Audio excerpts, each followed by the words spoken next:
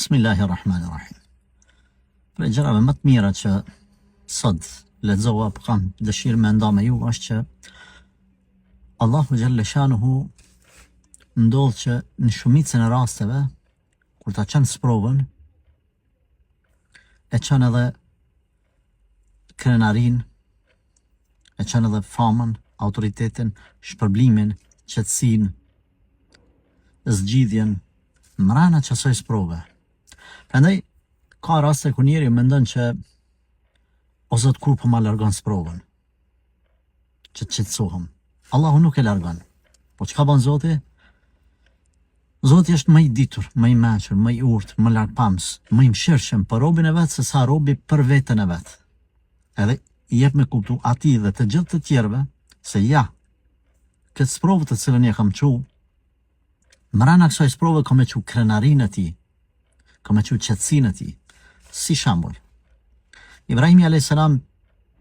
tukse po hudhej, teksa po hudhej në zjarr, e hodhën armiqtë e tij, ata menduan se do ta shkatronin, nuk e dinin që krenaria, qetësia, fama, autoriteti Ibrahimit a.s. veç do të shtohej, edhe ai zjarr do të bëhej berdën vë selama, paqe edhe flad për ta. Pra Allahu nuk e largoi me çu shiun, ose me u qel toka dhe me u zhduk zjarri, me hangër toka, me përbin zjarrin. E la Zoti, sprovën e la, e shtin Ibrahimin a.s. sprovë, po mrena sprovës i dha qetësi. Davudin a.s. kur u ballafaqu me mbretin, me Xhalutin, Davudi a.s. asnjë shans nuk e kishte që me dal fitimtar ndaj tij. Dhe ishte i sigurt që kjo sprovë me të cilën po ballafaqoi ishte shkatrimi i tij. Por Allahu Gjelle Shanu deshte me rahmetin e tij dhe me sebeb, me arsye që vetë Zoti e din, me mbyt, edhe kjo më kon sebeb që mu bon Davudi a.s. mbret pastaj. Jusufi a.s. futja ati në burg, fillimisht në post, por edhe në burg, të gjithë mendonin se domani ishte fundi, por burgi ishte sebepi, arsyeja që Jusufi a.s. pastaj me mri me u bë zëvendësi mretit, me vendos çka doje në shtet. Pse?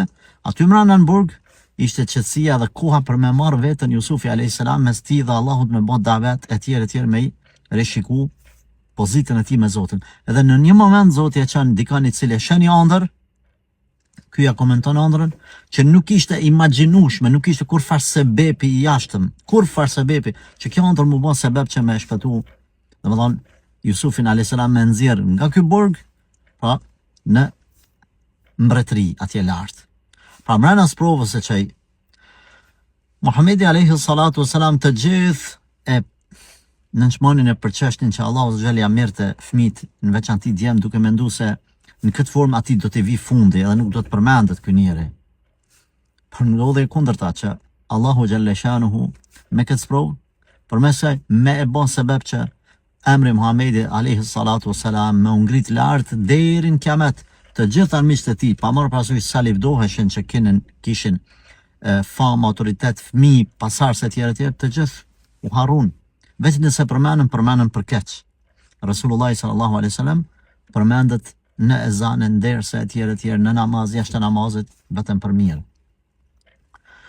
Meriemja, nona Isës alayhis salam, kur po i lindte fëmia, mendoi që kjo ishte një fatkeqësi e pa imagjinueshme, edhe tha, sikur të kisha vdek, të kisha harru.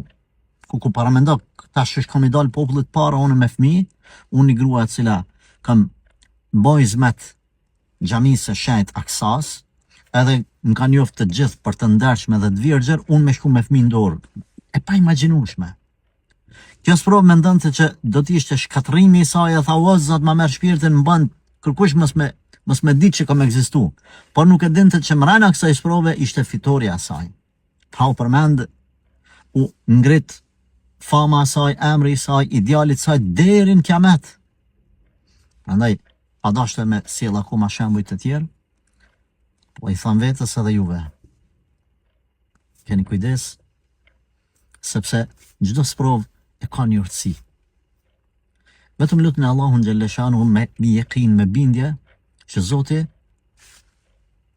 me fundin me pru me khair, se ti nuk e din, ti mendon që don me largu sprovën, por ndoshta mbrana në sprovë është fama, autoriteti, respekti, falja, krenaria, guximi, etj yti, njëjtë sikurse shembull që e përmenda më lart.